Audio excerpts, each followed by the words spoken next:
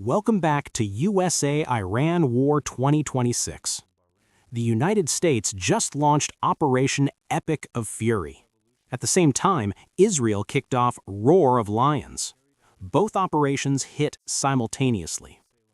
Decades of behind-the-scenes planning just turned into explosions, missile strikes, and burning cities. The era of quiet diplomacy is dead. What you're watching right now? History. The U.S.-Israel coalition moved fast. They went straight for the top. Their first target wasn't even the supreme leader. They killed President Masoud Pezeshkian, the reformist leader who actually wanted to talk peace with the West. Gone. Then they destroyed the Ayatollah's residence. They also struck the home of former President Mahmoud Ahmadinejad, the one man who could have united Iran's divided factions during a crisis. Dead. And then Ali Shamkhani, the top military strategist for Iran's Revolutionary Guard, was taken out too. In one sweep, they eliminated the negotiator, the symbol, the unifier, and the military brain. The goal? Collapse Iran's entire chain of command before it can fight back.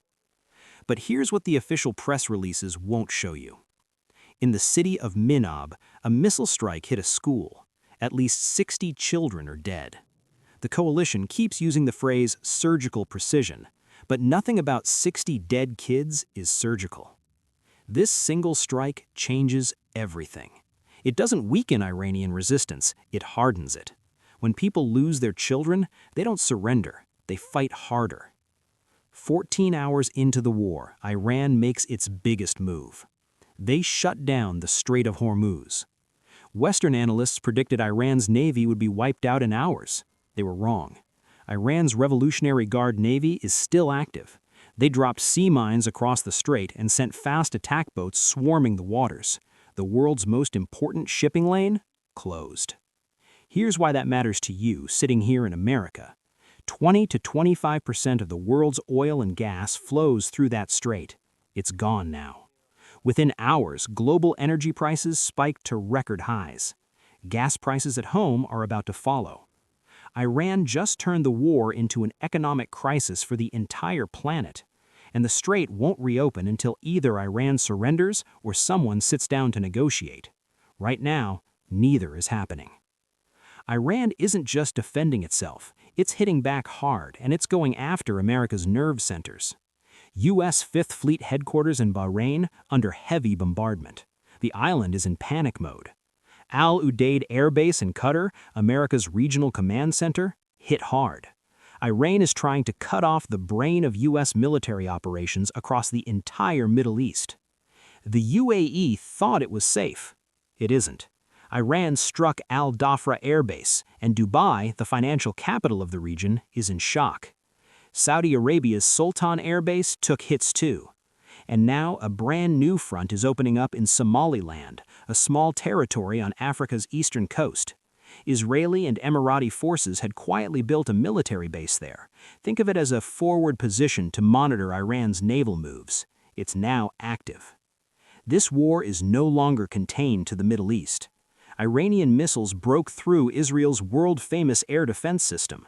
Buildings are burning in Haifa, smoke is rising over Jerusalem. But here's what smart analysts notice. Iran fired 30 missiles in round one, and they used older models on purpose. They're holding back their best weapons, hypersonic missiles and advanced ballistic systems, saving them for later. Iran is climbing the escalation ladder one rung at a time. The biggest naval showdown right now centers on one ship, the USS Abraham Lincoln, a U.S. Navy aircraft carrier. Iran isn't fighting a traditional battle. They're deploying a strategy called the swarm. Here's how it works, step by step. Hundreds of cheap drones and small speedboats rush the carrier from every direction. The carrier's defense systems fire at all these cheap targets and eventually run out of interceptors. Once the carrier's defenses are empty, precision missiles strike the ship's weak point, below the waterline, where heavy armor doesn't protect it. This is the ant versus elephant strategy. It doesn't have to be stronger, it just has to be smarter. Here's the part you haven't heard on the evening news.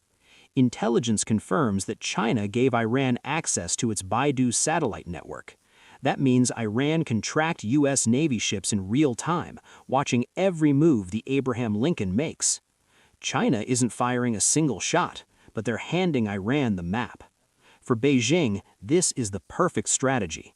Let Iran bleed America dry while China sits back and watches its biggest rival exhaust itself. Russia is feeding Iran advanced missile defense systems and offensive weapons. China provides the satellites and cyber tools. Together, they're making sure the U.S. can't win this quickly or cheaply.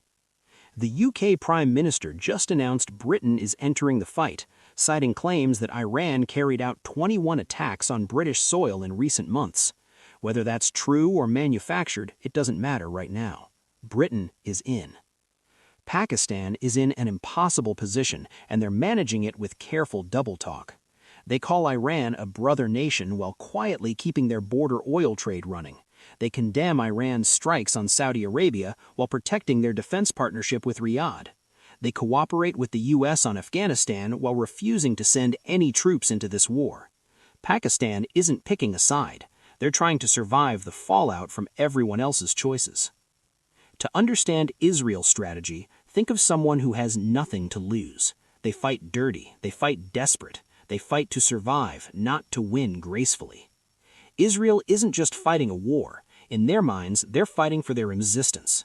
If Israel's military leaders believe they're losing, if they see an Iranian force pushing through their conventional defenses, they will consider a tactical nuclear strike. Likely targets? Tehran, possibly Qom, the unofficial religious capital of Iran. When a nation believes it's facing total destruction, international law stops mattering. The United States has its own breaking point. If Iran's swarm strategy succeeds, if the USS Abraham Lincoln is sunk, thousands of American sailors die, and at that moment, the U.S. will respond with tactical nuclear weapons to wipe out Iran's military infrastructure completely. That's the line, and we're getting dangerously close to it. This war isn't making America rich or powerful. Every day it continues, it drains the American economy, hollowing it out. Russia and China designed it this way. They want America tired, broke, and distracted. As this first round of fighting ends and the second begins, something is solidifying. A new power block. China, Russia, Iran, Pakistan, and Saudi Arabia are moving towards a world that no longer revolves around the United States or Western institutions. The lesson the world is taking from this war is brutal and simple. Conventional military power doesn't guarantee your safety anymore.